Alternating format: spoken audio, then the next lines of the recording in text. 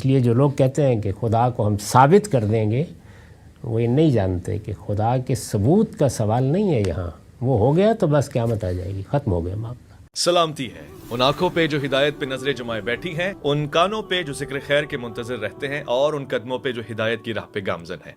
وَلَقَدْ أَرْسَلْنَا مُوسَىٰ بِآيَاتِنَا أَنْ أَخْرِجْ قَوْمَكَ مِنَ الظُّلُمَاتِ إِلَى النُّورِ۔ اب قرآن کے طریقے کے مطابق تاریخ سے استدلال شروع ہو گیا، یعنی سورہ کوئی بھی ہو، مقدمات کا یہی انداز ہوگا۔ بات شروع ہوگی ایک تمہید سے، بات جب شروع ہو جائے گی تو استدلال کیا جائے گا۔ استدلال کبھی انفسی ہوگا، کبھی آفاقی ہوگا۔ استدلال کے کیا نتائج ہونے چاہیے، لوگوں کا اس کے متعلق کیا رویہ ہونا چاہیے، یہ چیزیں زیر بحث آئیں گی۔ کسی سورہ میں ایک انداز سے، کسی میں کسی دوسرے انداز سے، اور پھر تاریخ کا استدلال ہوگا، یعنی اس سے پہلے کیا ہوتا رہا ہے۔ تو انسانوں کی تاریخ میں جو اللہ کے ایام آئے ہیں، جن کا اب یہاں ذکر کیا جانے والا ہے، ان کو دلیل کے طور پر پیش کیا جاتا ہے۔ وَلَقَدْ أَرْسَلْنَا مُوسَىٰ بِآيَاتِنَا، ہم نے اسی طرح، یعنی جس طرح اب یہ رسول تمہارے درمیان مبعوث ہوا ہے، تمہاری زبان میں تم سے بات کر رہا ہے، تمہارے لیے کوئی اجنبی شخصیت نہیں ہے، جو چیز اس کو دی گئی ہے وہ اس طرح دی گئی ہے کہ ہر چیز کھول کر سمجھا دی جائے، اسی طرح ہم نے موسیٰ کو بھیجا تھا۔ یعنی تاریخ میں یہ واقعہ اس سے پہلے بھی ہو چکا ہے۔ ہم نے اسی طرح موسیٰ کو اپنی نشانیوں کے ساتھ بھیجا تھا۔ وَلَقَدْ أَرْسَلْنَا مُوسَىٰ بِآيَاتِنَا، اور کیا کہہ کے بھیجا تھا، أَنْ أَخْرِجْ قَوْمَكَ مِنَ الظُّلُمَاتِ إِلَى النُّورِ، کہ اپنی قوم کو اندھیروں سے نکال کر روشنی میں لاؤ۔ وہ اندھیرے علم کے، فکر کے، عملی اقدامات کے اندھیرے ہیں جو یہاں مراد ہیں۔ یعنی انسان جس وقت غلط فیصلے کرتا ہے، خواہ وہ علم میں کرے، خواہ وہ عمل کی زندگی میں کرے، تو اس سے اس کی زندگی تاریک ہوتی ہے، اس کے شب و روز میں تاریکی پیدا ہو جاتی ہے۔ اس کو ظلمات سے تعبیر کیا ہے، اور نور وہ روشنی ہے جو پیغمبر لے کر آتے ہیں۔ یہ نور کس طرح سے انسان کو ملتا ہے، اس کو میں کئی مرتبہ بیان کر چکا ہوں۔ یعنی اس کی ابتدا جب بھی ہوگی، انسان کے اپنی ذات کے مطالعے سے ہوگی۔ میں نے بار بار توجہ دلائی ہے کہ وہ ایک وجودی حقیقت ہے، یعنی میں اپنے گرد و پیش کی دنیا کے بارے میں کسی واہمے میں مبتلا ہو سکتا ہوں، لیکن میری اپنی ذات میرے لیے کبھی واہمہ نہیں بن سکتی۔ میرا اپنا وجود، جب میں اپنے وجود کو دیکھتا ہوں تو میری عقل اس وجودی حقیقت کا ادراک شروع کر دیتی ہے۔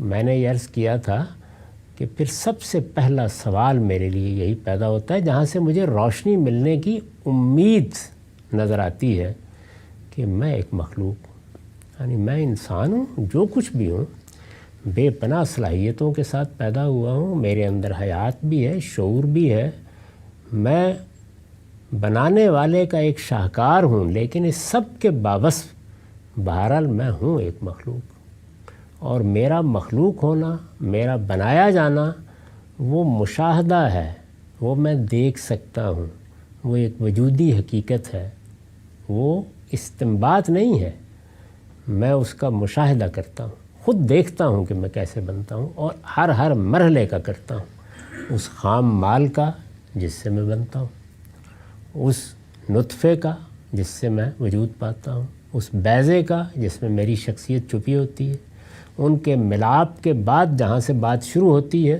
اس کا، اور پھر پرورش کے مختلف مراحل کا، یہاں تک کہ میں دنیا میں آ جاتا ہوں۔ تو میرے لیے یہ ایک وجودی حقیقت ہے۔ اس وجودی حقیقت کا لازمی نتیجہ کیا ہے؟ وہ یہ ہے کہ میں اگر مخلوق ہوں تو میرا خالق ہونا چاہیے، میرا خالق ہونا چاہیے۔ عقل ہمیں یہیں تک پہنچاتی ہے، کوئی استدلال بھی اس سے آگے نہیں لے جا سکتا۔ اللہ تعالیٰ کا یا اللہ تعالیٰ کے وجود کا معاملہ یہ نہیں ہے کہ وہ 2 اور 2 4 کی طرح کسی استدلال کا لازمی نتیجہ ہے۔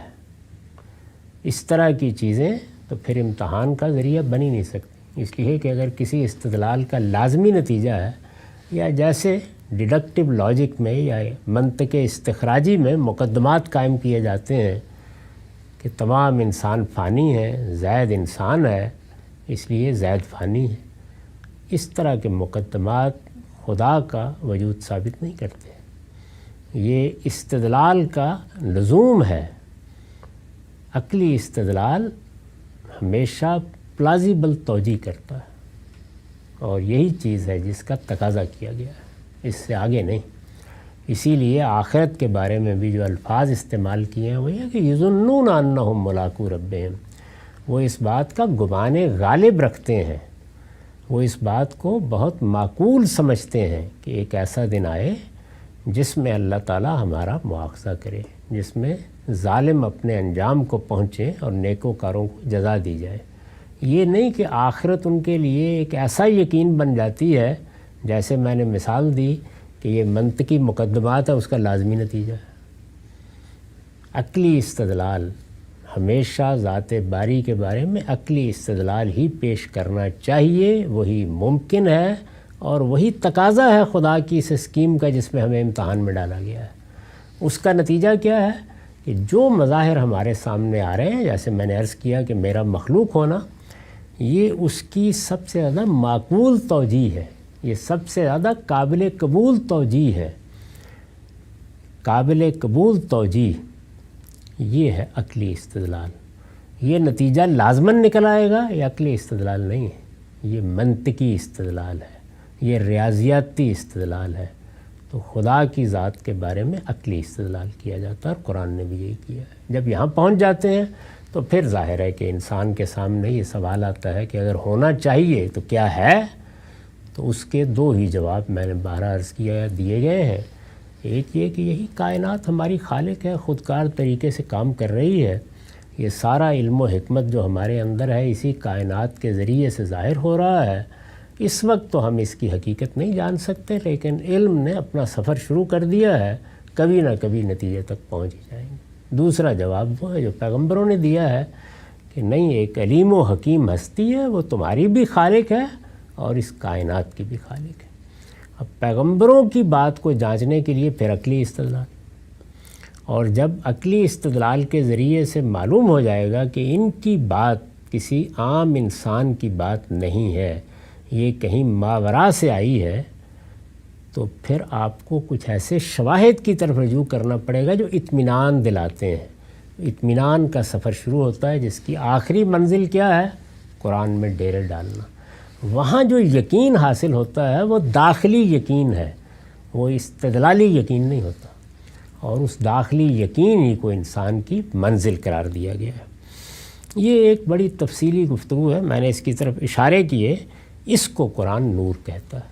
پیغمبر آ کے یہ روشنی دکھاتے ہیں، تو کہا کہ انا اخرج قومک من الظلمات الی النور، ہم نے موسیٰ کو کہا کہ اپنی قوم کو ظلمتوں سے، اندھیروں سے نکال کر روشنی میں لاؤ، اور روشنی میں لاؤ تو اس کے لیے ظاہر ہے کہ استدلال ہی ہوگا، اور استدلال عقلی استدلال ہوگا، تاریخی استدلال ہوگا۔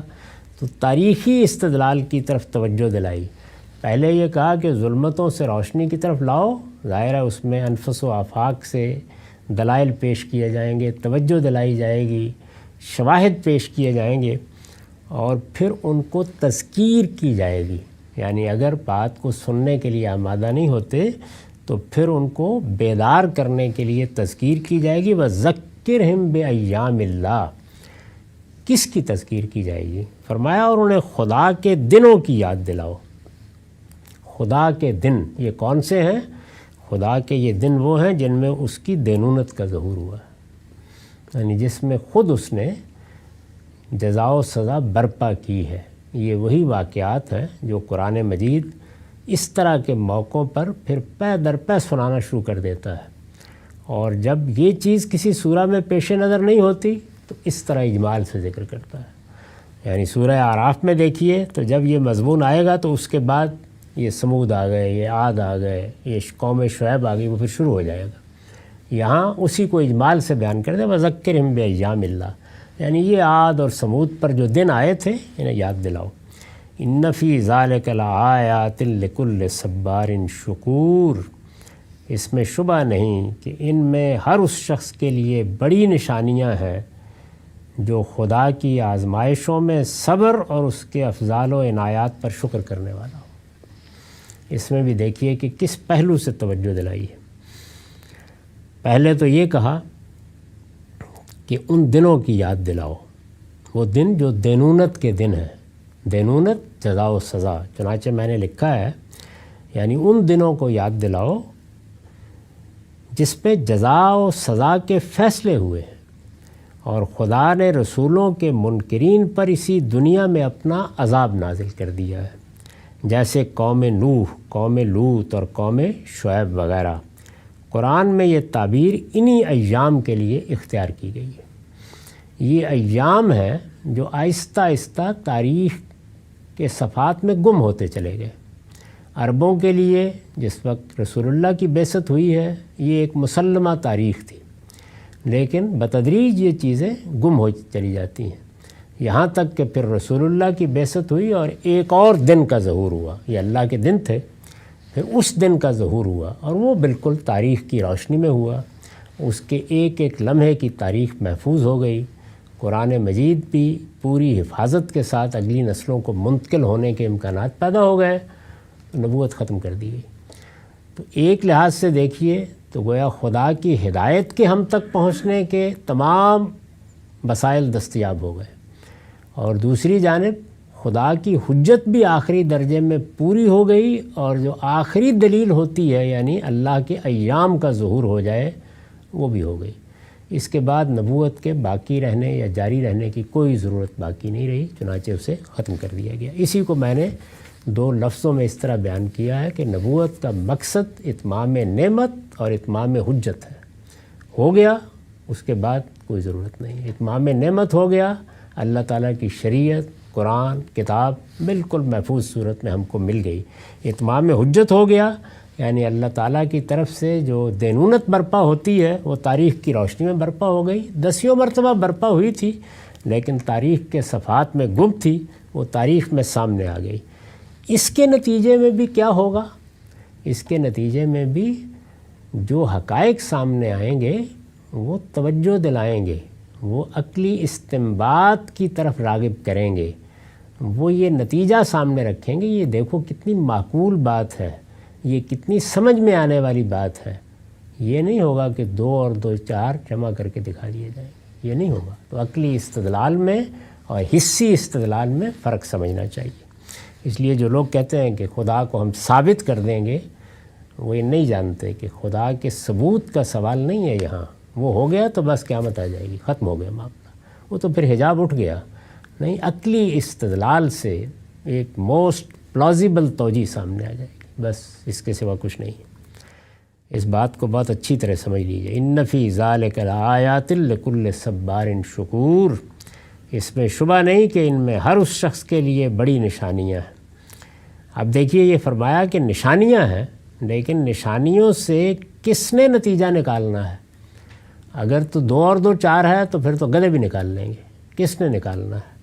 جو خدا کی آزمائشوں میں صبر اور اس کے افضال و عنایت پر شکر کرنے والا ہو۔ اس لیے کہ دنیا کی زندگی 2 ہی چیزوں کا مجموعہ ہے، یا صبر کا امتحان یا شکر کا۔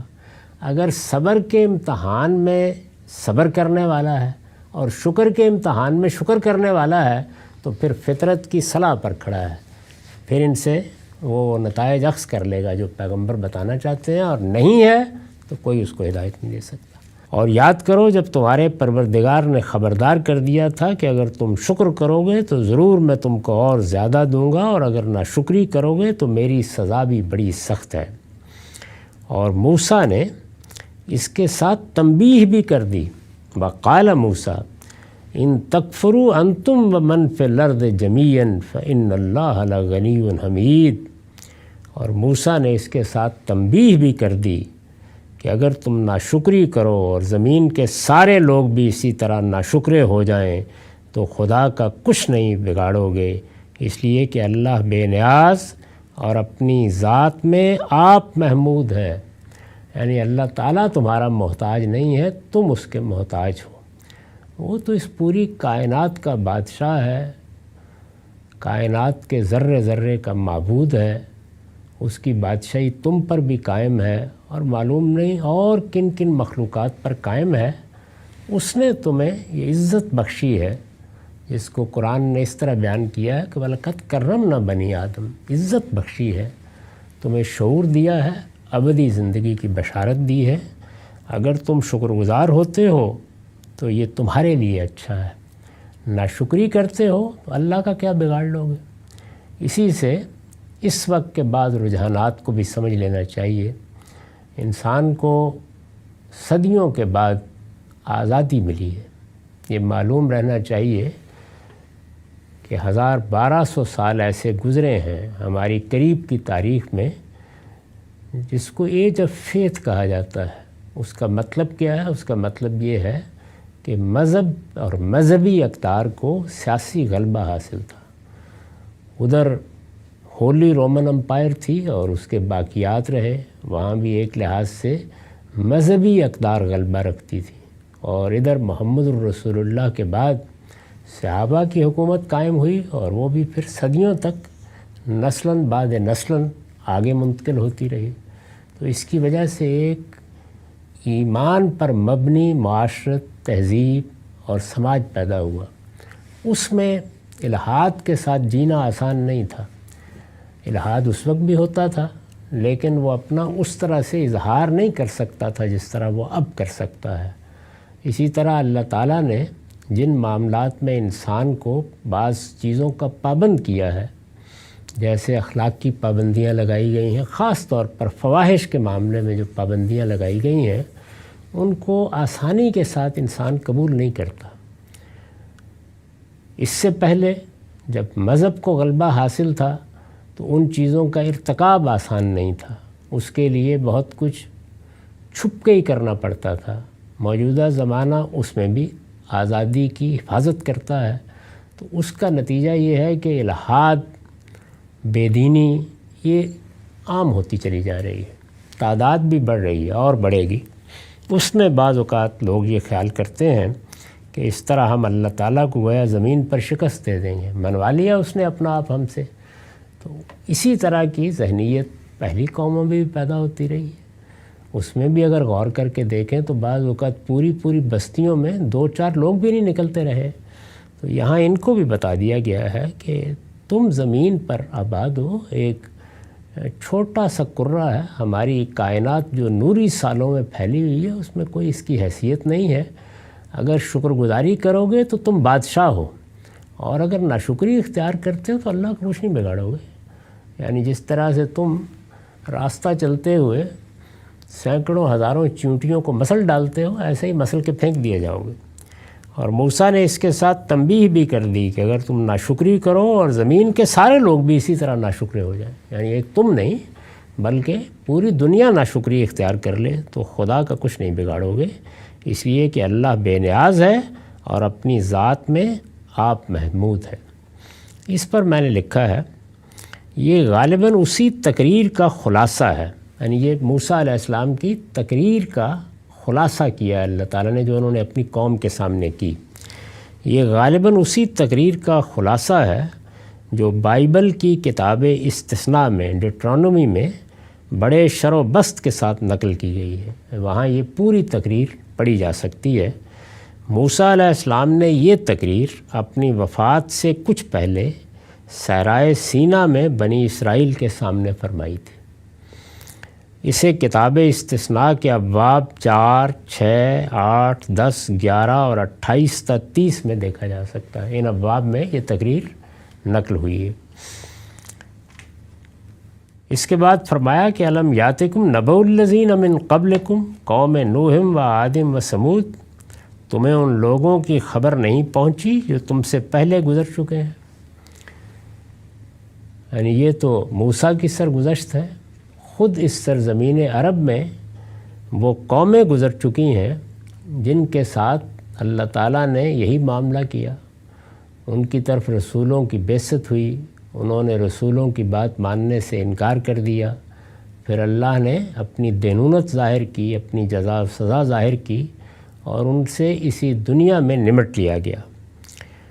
ان قوموں کا حوالہ دیا ہے اجمال کے ساتھ، الم یاتکم نبأ الذین من قبلکم، تمہیں ان لوگوں کی خبر نہیں پہنچی جو تم سے پہلے گزر چکے ہیں، قوم نوحم و عادم و سمود، قوم نوح، عاد و سمود، والذین من بعدہم، اور جو ان کے بعد ہوئے ہیں، لا یعلمہم الا اللہ، جنہیں خدا کے سوا کوئی نہیں جانتا۔ یہ صدیوں پر پھیلی ہوئی تاریخ ہے جس میں مختلف قومیں اس علاقے میں رسولوں کی مخاطب ہوئیں اور پھر زمین سے مٹا دی گئیں۔ تو فرمایا کہ ان میں سے بعض تو وہ ہیں کہ جن کی تاریخ، جن کے نام بھی مٹ گئے، اب کسی کو معلوم نہیں، لیکن عرب چونکہ عاد سے، سمود سے، اسی طرح قوم نوح سے پوری طرح واقف تھے، ان کے ادب میں، ان کی شاعری میں ان سب کا ذکر ہوتا ہے، تو ان کا حوالہ نام لے کر دیا اور فرمایا کہ ان کے بعد بھی بہت سی قومیں آئیں جنہیں خدا کے سوا کوئی نہیں جانتا، لا یعلمہم الا اللہ۔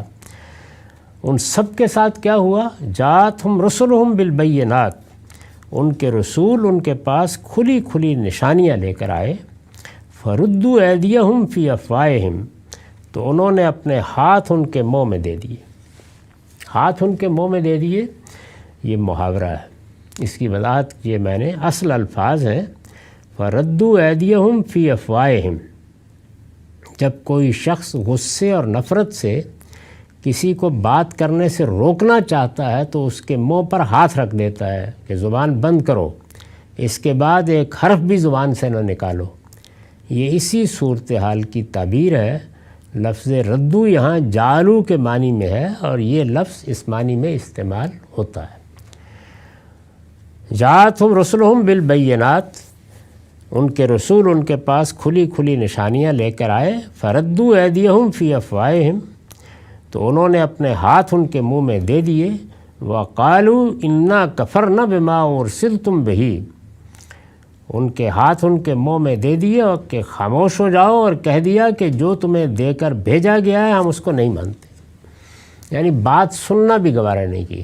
ردوا ایدیہم فی افواہہم سے وہ تصویر سامنے لے آئی گئی ہے کہ بات سننی بھی گوارا نہیں کی، گویا جب انہوں نے اپنی دعوت پیش کرنا چاہی تو پوری قوم نے ان کا منہ بند کر دیا کہ ہم نہیں سننا چاہتے یہ بات، اور صاف صاف کہہ دیا کہ ہم اس چیز کو نہیں مانتے اور ماننے کے لیے تیار بھی نہیں ہو سکتے جس کی طرف تم ہم کو بلا رہے ہو۔ انا کفرنا بما ارسلتم بہ وانا لفی شک مما تدعوننا الیہ مریب، خاموش ہو جاؤ اور کہہ دیا کہ جو تمہیں دے کر بھیجا گیا ہے ہم اس کو نہیں مانتے، اور جس چیز کی طرف تم ہم کو بلا رہے ہو اس کے بارے میں ہم ایسے شک میں پڑ گئے ہیں جو سخت الجھن میں ڈال دینے والا ہے۔ یہ قرآن مجید اصل حقیقت کو بیان کرتا ہے اور یہ تعبیر جگہ جگہ اختیار کرتا ہے، یعنی فی شکن مریب، الجھن میں ڈال دینے والا شک،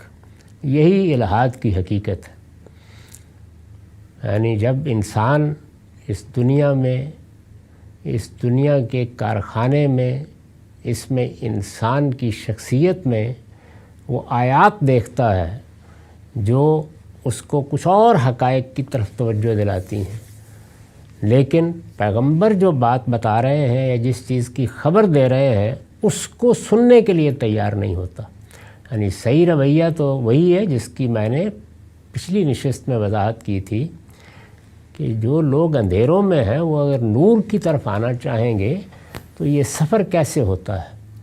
پہلے مرحلے میں وجودی حقائق سے ان چیزوں کا استنباط جن کو عقل کہتی ہے کہ ہونا چاہیے، پھر پیغمبر کی خبر کی طرف انابت سے کان لگانا، یعنی خبر، علم کی خبر جہاں سے بھی آئے اس کے بارے میں صحیح رویہ یہی ہے۔ وہ خبر کسی سائنسدان کی طرف سے آئے، وہ خبر کسی بڑے مفکر یا مصلح کی طرف سے آئے، وہ خبر اس دنیا میں کسی اور شخص کی طرف سے آئے، اور وہ ہماری ذات سے متعلق کوئی خبر ہو، ہماری زندگی سے متعلق کوئی خبر ہو، تو آپ یہ دیکھ لیجئے کہ عام حالات میں انسان سب کام چھوڑ کر اس خبر کی طرف توجہ کرتا ہے۔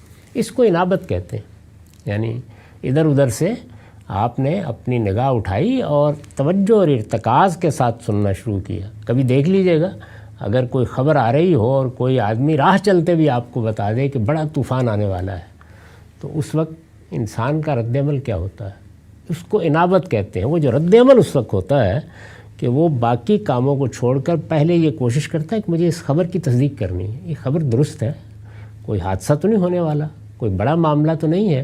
تو اب یہ دیکھیے کہ یہ خبر تو ایک جزوی خبر ہے، وہ خبر جو پیغمبروں نے دی ہے کہ موت کے بعد ایک نئی زندگی شروع ہونے والی ہے، وہ اس سے بہت بڑی خبر ہے۔ انسانیت کو اس سے بڑی کوئی خبر کہیں سے نہیں دی گئی۔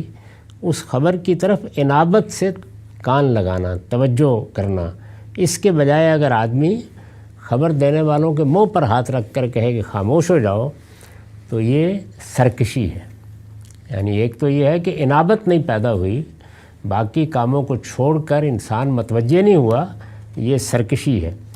یہ جب پیدا ہوتی ہے تو وہ لوگ کیا فی الواقع اس خبر کے مقابل میں کسی علم پر کھڑے ہوتے ہیں؟ یعنی انہوں نے آخری درجے میں کوئی متوازی یا متقابل حقیقت دریافت کر لی ہوتی ہے۔ انہیں یقین ہوتا ہے کہ وہ اس خبر کی طرف اگر توجہ نہیں کر رہے تو اس لیے توجہ نہیں کر رہے کہ انہیں اس کے جھوٹے ہونے کا یا غلط ہونے کا یقین ہے۔ کیا یہ صورت ہوتی ہے؟ فرمایا نہیں، وہ اصل میں ایسے شک میں پڑ گئے ہوتے ہیں جو سخت الجھن میں ڈال دینے والا ہے۔ حقیقت یہی ہوتی ہے۔ اب بعض لوگ بہت ہی دیانتداری کے ساتھ بات کو ایسے ہی بیان کریں گے، اور بعض لوگ اس سے بڑھ کر سرکشی کے ساتھ خود بھی بات کریں گے اور دوسروں کے اوپر بھی طنز تاریض کرنا شروع کر دیں گے۔ اس کے بالکل برخلاف ایک رویہ انابت کا رویہ ہے۔ ہو سکتا ہے اس انابت کے رویے میں آدمی برسوں سوالات کرتا رہے، لیکن وہ رویہ کیا ہے؟ وہ یہ ہے کہ خبر اہمیت رکھتی ہے، یعنی یہ خبر کہ اس کائنات کا ایک خالق ہے، اور یہ خبر کہ ایک دن مجھے اس سے ملاقات کرنی ہے، یہ بڑی اہم خبر ہے، لہٰذا مجھے اس کو سمجھنا ہے۔ سمجھنے میں عمر گزر گئی، اس میں کوئی فرق نہیں پڑتا۔ اللہ تعالیٰ اس طرح کے لوگوں کو کہاں لے جائیں گے، اس کے اوپر بہت ہی عمدہ تبصرہ خود رسالت مآب صلی اللہ علیہ وسلم نے کیا ہے کہ اس طرح کے لوگ جو سچائی سے راستے کے مسافر ہو گئے اور نتیجے تک نہیں پہنچے، اور اسی راستے پر چلتے چلتے اپنے رب کے پاس آ گئے، تو فرمایا کہ وہ الگ امتوں کی صورت میں اٹھیں گے۔ یعنی ان کی بھی ایک جگہ ہے، ان کا بھی ایک مقام ہے، لیکن آدمی سرکشی اختیار کر لے، اس کی گنجائش نہیں ہے۔ تو ارشاد فرمایا کہ ان کے رسولوں نے اس کے جواب میں کیا کہا؟ قالت رسلہم افی اللہ شک فاطر السماوات والارض، ان کے رسولوں نے کہا کیا خدا کے بارے میں شک ہے جو آسمانوں اور زمین کا وجود میں لانے والا ہے؟ یعنی یہ چونکہ ایک بدیہی حقیقت ہے، پہلے دن تمہارے ابوالآباء نے تم کو اس کی خبر دے دی تھی، پے در پے پیغمبر وہ خبر دیتے رہے ہیں، اور تمہارے پاس تمہارے گرد و پیش میں دسیوں شواہد ہیں جو اس خبر کی تصدیق کر رہے ہیں۔ اس سب کے باوجود ایک بدیہی چیز کا انکار کرتے ہو، اس معاملے میں شک ہے تمہیں؟ کیا خدا کے بارے میں شک ہے جو آسمانوں اور زمین کا وجود میں لانے والا ہے؟